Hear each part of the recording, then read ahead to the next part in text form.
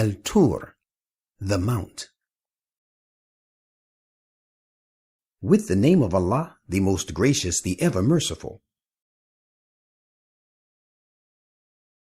I call to witness the Mount of Revelation, and a book inscribed on open unrolled parchments, and the ever so much frequented house, and its elevated roof, and the dry and empty sea, that the punishment of your Lord is bound to descend.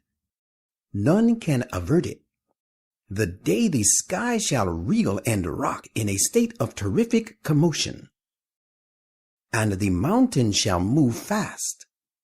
On that day, destruction awaits those who cry lies to the messengers of God, who indulge in idle talk, and who are busy in vain pursuits.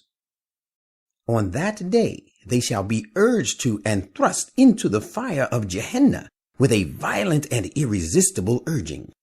They will be told, "This is the fire you used to cry lies to. Is this an illusion, or is it you who are still unable to see? Burn you in it, and whether you show patience or you show it not, it will be the same to you, for you will be requited only for your deeds." Verily, those who guarded against evil will be in gardens and in a state of bliss, rejoicing at those gifts which their Lord will have granted them, and they will render him thanks that their Lord has guarded them against the torments of hell. It will be said to them, "Eat and drink, and enjoy yourselves as a reward of your good deeds." They will on that day be reclining on couches ranged in parallel rows, and we shall pair them with fair and pure houris. We shall unite with those who believe such of their children who follow them in faith, even though they do not attain the high standard of their forefathers' righteousness. Yet we will not deprive them the least of the reward of their deeds. Every soul stands pledged for his own deeds, and is neither deprived of the reward nor can escape the punishment of his bad deeds. We shall provide these owners of paradise with such fruit and meat in abundance as they desire. Therein they will pass one to another a cup of refreshing drink, which shall induce neither foul talk nor sin. Their own young sons, as pure as though they were virgin pearls embedded in their shells, shall go round them, and they will accost one another, asking mutual questions. They will say, "Before this we were very much haunted by fear in the midst of our family about the consequences of our deeds. But Allah has been gracious to us and has saved us from the torment of the burning blast. We used to call upon him before in prayer. Surely he alone is the most beneficent, the ever merciful." So, Prophet, keep on exhorting, as by the grace of your Lord, you are neither a soothsayer nor a madman. Yet they say about you, he is only a poet. And we await the vicissitudes which time will bring upon him. Say, await you the calamities. I too am with you among those who are awaiting. As a matter of fact, their reason prompts them to think of the Prophet in these terms. They are rather a people transgressing limits. They say, he has fabricated it.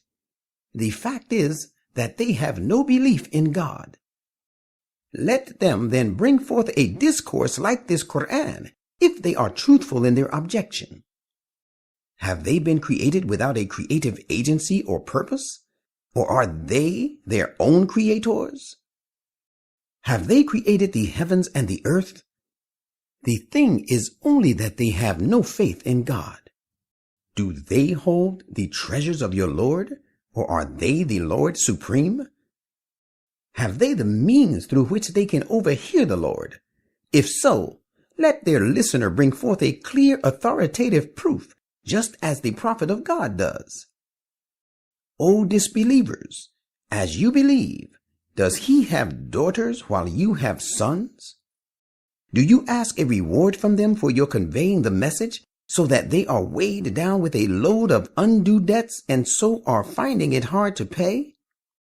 Do they have the knowledge of the unseen, so that they write down and judge things in its light?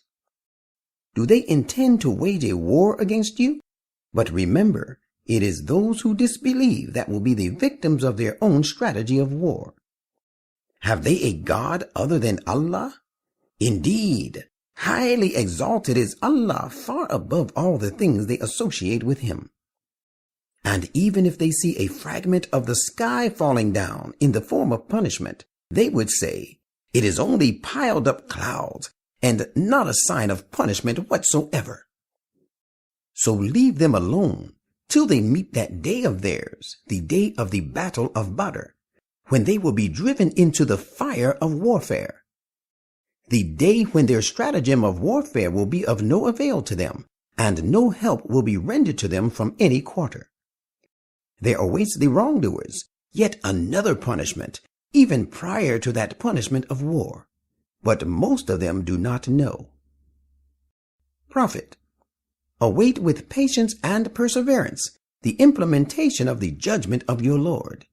You are under our loving care and protection, and extol the holiness of your Lord along with his praises when you rise from sleep for prayer, and proclaim his glory for part of the night, and also at the declining of the stars when the night is about to end.